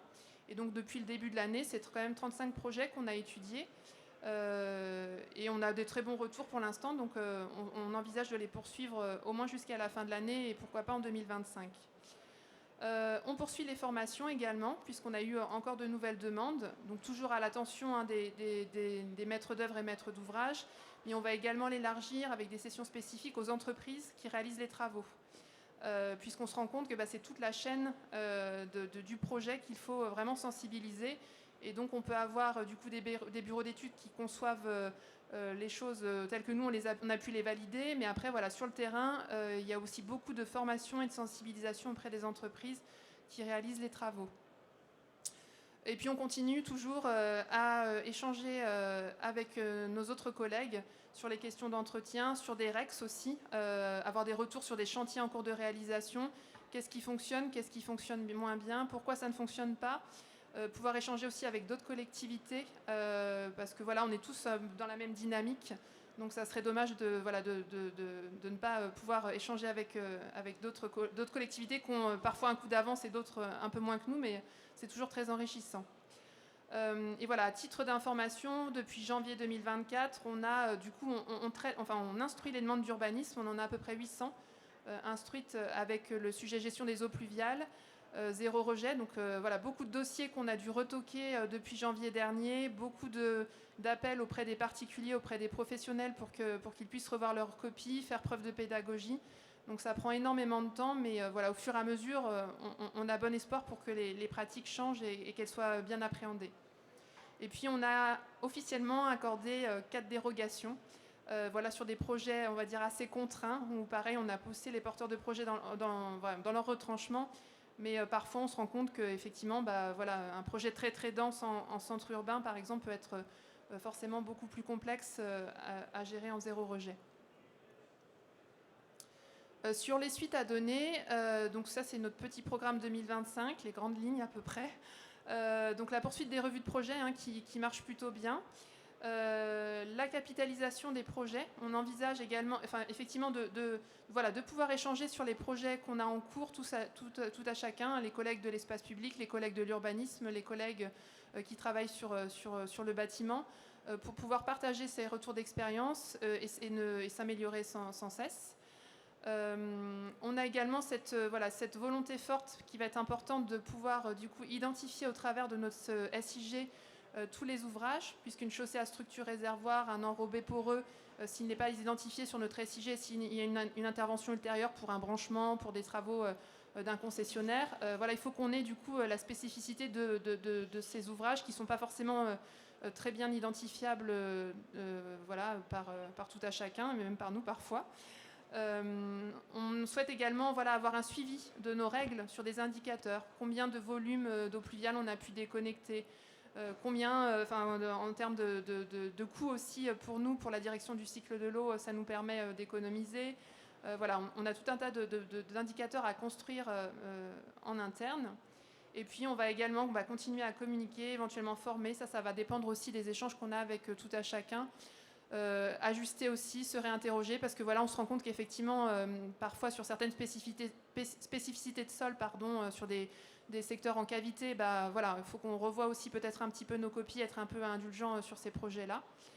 Et puis sur du moyen terme, on va dire, on envisage également de mener du coup une politique de déconnexion, ce qui se fait déjà aujourd'hui sur des projets de requalification de voirie, mais aller un peu plus loin sur les bâtiments, sur des projets d'un peu plus grande envergure, sur des espaces publics, et puis aussi auprès des particuliers.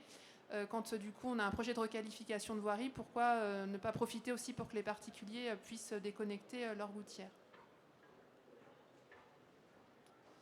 Et pour terminer, donc on était essentiellement la gestion des eaux pluviales, ça concerne essentiellement, on va dire, un public de professionnels.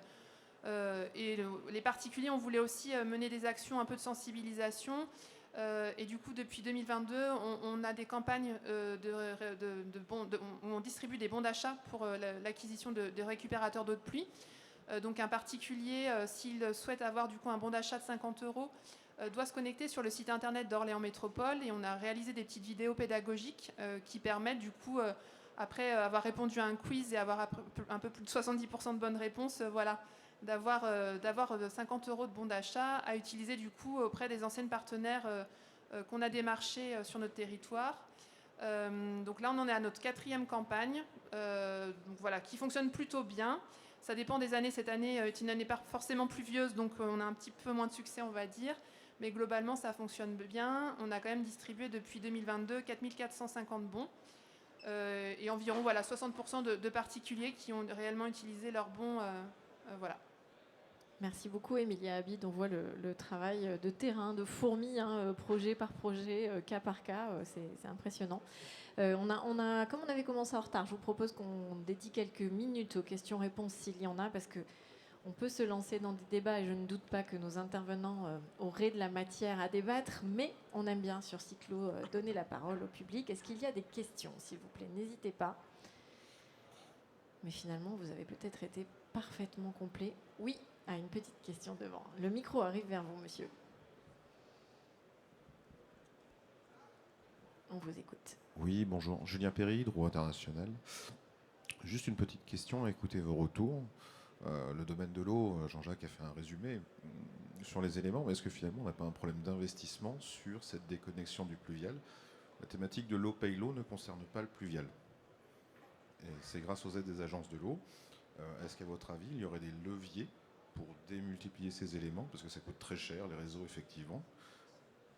Et oui, il y avait la taxe poussée il y a longtemps par l'Adopta. Est-ce que ce sont des éléments de réflexion ou autre chose, des pistes que vous voyez à envisager? Qui veut répondre? Jean-Jacques Hérin, je crois. Allez-y, Laurent Chapelle. Alors, la déconnexion surtout des particuliers, c'est un sujet, hein, parce que sur les grands comptes, hein, ce que sont les collectivités, les bailleurs, voilà, on peut réussir à négocier, à convaincre et à avancer. Sur les particuliers, c'est un autre sujet. Alors, il y a une solution un peu innovante dont je vais parler, alors qui ne me concerne pas, hein, voilà, mais pas encore en tout cas, d'innovation qui s'appelle Qui veut rafraîchir sa ville, par exemple. Voilà, c'est un exemple qu'on peut donner. C'est un mouvement une entreprise qui se développe pour accompagner les particuliers au déraccordement et aller un peu plus loin sur l'adaptation au changement climatique de leurs cours ou de leurs espaces privés. Et le concept, c'est de faire se rejoindre justement ces populations de particuliers qui n'ont pas forcément les moyens, l'envie, la connaissance, etc. pour y arriver, des entreprises du territoire pour faire les travaux, éventuellement des mécènes, voilà, ou des fondations aussi pour pouvoir réinjecter de l'argent via la RSE des entreprises du territoire pour pouvoir créer une plateforme comme ça d'échange et faciliter la vie des particuliers qui voudraient se lancer mais qui ne sauraient pas comment faire. Alors, 2 collectivités, je crois, se sont lancées, Angoulême et Laval, peut-être, je ne sais plus. Angoulême, voilà. Donc, il y a des pistes comme ça qui sont investies par le privé. Hein, c'est une initiative privée qui s'appelle Qui veut rafraîchir sa ville. Mais effectivement, on a très peu d'argent sur le pluvial dans les agglomérations. Vous savez que c'est financé par le budget général. Les budgets généraux sont très contraints. Et puis, on a un volume financier qui nous a été attribué par la CLECT. La CLECT, c'est la Commission locale d'évaluation des charges transférées, qui prend l'argent aux communes pour les donner à l'agglomération pour mener cette compétence, suite au transfert, parce qu'avant c'était les communes qui géraient. Et donc, via cette CLECT, en fait, il y a eu un transfert de fonds des communes vers les agglos, très bas prix, hein, évidemment, puisque chacun voyant son intérêt là où il est, donc les communes ont plutôt ont eu tendance à sous-estimer leur patrimoine en termes de superficie et puis en termes de valeur financière. Donc nous, on se retrouve à peine un peu plus de 500 000 euros d'investissement. On a plus de 200 km de réseau, on a des dizaines de bassins, de puits d'infiltration. Vous voyez le sujet, quoi. 500 000 euros. Bon, vous imaginez bien qu'on ne peut pas faire le tour, quoi. Voilà. Jean-Jacques Hérin. Alors, la problématique du financement, justement, de la gestion du pluvial, c'est quelque chose dont enfin on commence à en prendre conscience parce que commence à arriver le besoin de renouveler des ouvrages puisque les anciens ouvrages, les plus anciens ont 100 ans, voire un peu plus, et donc aujourd'hui il y a des sinistres qui arrivent sur le pluvial, donc il y a des réseaux qui s'effondrent. Voilà. Je pourrais citer quelques communes, quelques collectivités qui sont dans ce cas-là. Et puis, il y a une problématique à laquelle on a encore du mal à faire prendre conscience le grand public, et y compris les élus. C'est la problématique des coûts globaux. On oublie systématiquement que mal gérer le pluvial, c'est des catastrophes. Et vous connaissez tous le dispositif catastrophe naturelle. Eh bien, le dispositif catastrophe naturelle que vous financez tous, d'ailleurs, par vos assurances, habitation et voitures, sachez que vous allez voir au 1er janvier 2025 une petite augmentation de 75%. 75% d'augmentation de la taxe spécifique qui alimente le dispositif catastrophe naturelle. Voilà. C'est pas rien. Sauf que ça ne va pas suffire à faire face à l'augmentation des coûts des catastrophes, en sachant que dans les catastrophes naturelles, 80 à 90%, c'est l'inondation et la sécheresse. Voilà, il y a aussi les tsunamis, il y a les tremblements de terre, etc., il y a les tempêtes. C'est pas grand-chose, ça, par rapport à l'inondation et à la sécheresse.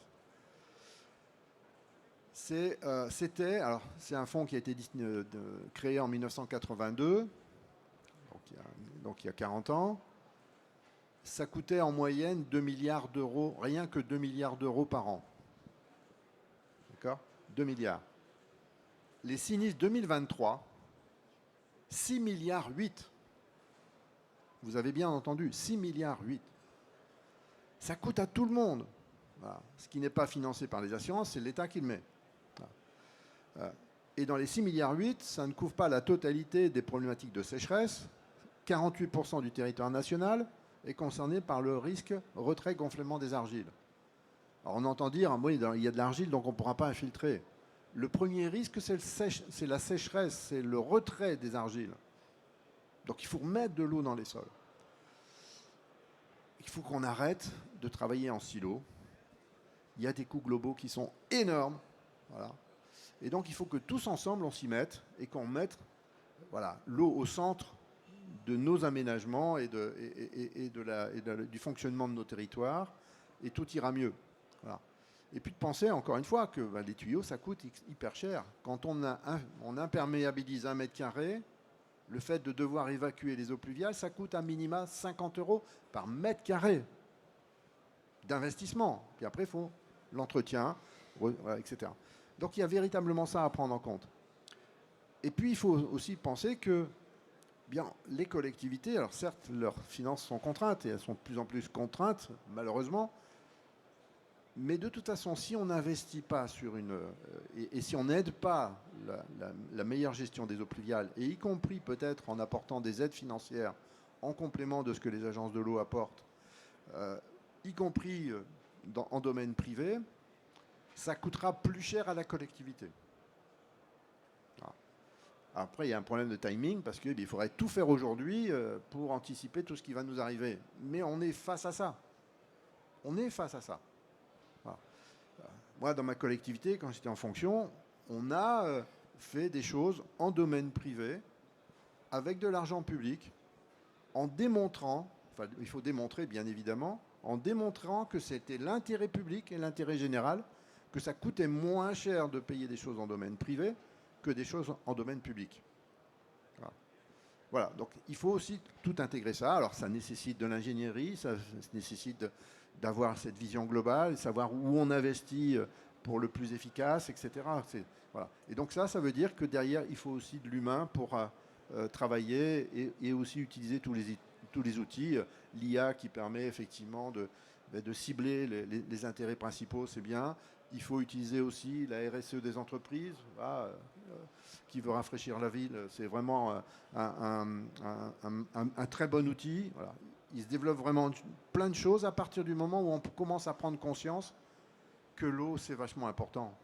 Et pourquoi cette question des coûts, elle passe pas forcément, vous parliez tout à l'heure de culture, aussi peut-être dans le sud du pays où ça passe moins ce genre de discours, alors que Christian Piel, vous disiez, à un moment, il y a les clients qui tout simplement disent « Waouh, ces économies que ça nous fait faire ». Pourquoi ça passe pas? C'est un manque de connaissances? Ça passe par là?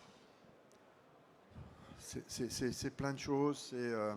Ça fait aussi appel à la problématique de l'imaginaire. Voilà.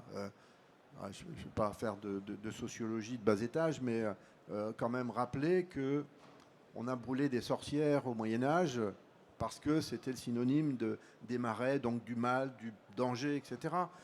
Il y a tout ça qui est en nous. Et tant qu'on ne l'aura pas exprimé aussi et qu'on ne l'aura pas mis sur la table, c'est difficile d'avancer parce que le non-dit, il n'y a rien de pire. Voilà. La prise de conscience, elle passe aussi par là. D'accord. Un autre débat encore hyper intéressant. Est-ce qu'il y a d'autres questions venant du public? Alors, peut-être juste pour rappeler la taxe pluviale. Donc, moi, dans ma collectivité, je l'ai mise en place. Il n'y a eu que 2 collectivités qui l'ont mise en place.